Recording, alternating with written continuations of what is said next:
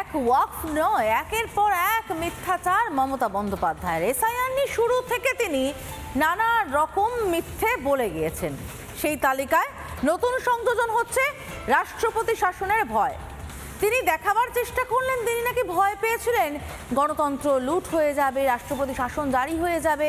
অমিত শাহর ঘাড়ে দোষ চাপালেন, কিন্তু একবার দেখাতে পারবেন না অমিত শাহ বা নরেন্দ্র মোদী কেউ নিজের মুখে বলেছেন বাংলায় রাষ্ট্রপতি শাসন জারি হবে না।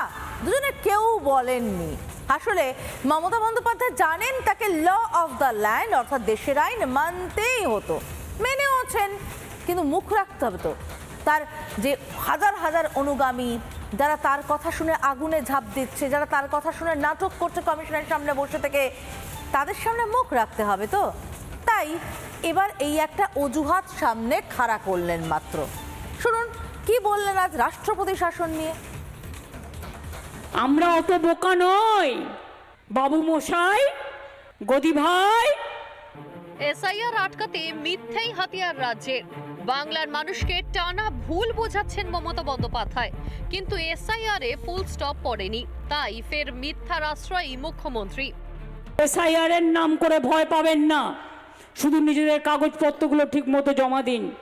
ওরা টাইমটা বেছে নিয়েছে, যদি আমরা না করতে দিতাম তাহলে ইলেকশন না করে রাষ্ট্রপতি শাসন করত।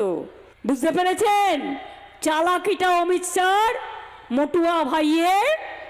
আমরা অত বোকা নই বাবু মশাই, গদি ভাই। কিন্তু অমিত শাহ তো কোনোদিন বাংলার রাষ্ট্রপতি শাসনের কথা বলেননি মাননীয়া। আর তাছাড়া নির্দিষ্ট সময় ভোট না হলে রাষ্ট্রপতি শাসন জারি হওয়াই তো নিয়ম। তা শুধু বাংলা বলে নয়, উত্তর থেকে দক্ষিণ, পূর্ব হোক বা পশ্চিম, এটাই নিয়ম। তাহলে অকারণে মানুষকে ভুল বোঝানোর চেষ্টা কেন? এসআইআর না হলে তো রাষ্ট্রপতি শাসন হবে, এতে তো কোনো ভুল নেই। এটা সাংবিধানিক ব্যবস্থা। যেমন ওয়াকফটা উনি রাতারাতি মেনে নিলেন, যতই মুসলিমদের সামনে বলে থাকুন যে আমার প্রাণ থাকতে আমি এসব হতে দেব না, প্রাণও আছে অথচ ওয়াকফ আইনও আছে, দুটোই আছে। ঠিক সেরকমভাবে একদিন এসআইআর এর বিরুদ্ধেও বলেছিলেন, এখন এসআইআর এর ফর্ম ফিল আপটাও করে ফেলেন। এসআইআর বন্ধ করার জন্য মুখ্যমন্ত্রী মমতা বন্দ্যোপাধ্যায় তো কম চেষ্টা করেননি। কখনো হম্বিতম্বি করে বলেছেন যে এসআইআর তিনি হতে দেবেন না, এসআইআর তিনি মানেন না।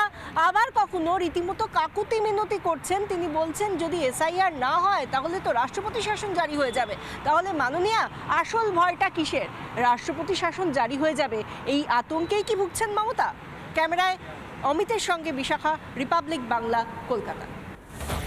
নানা ধরনের কন্টেন্ট দেখার জন্য লাইক করুন, শেয়ার করুন আমাদের ফেসবুক পেজ, সাবস্ক্রাইব করুন আমাদের ইউটিউব চ্যানেল। পাশাপাশি অন্যান্য ব্রেকিং নিউজের জন্য অবশ্যই চোখ রাখুন রিপাবলিক বাংলায়।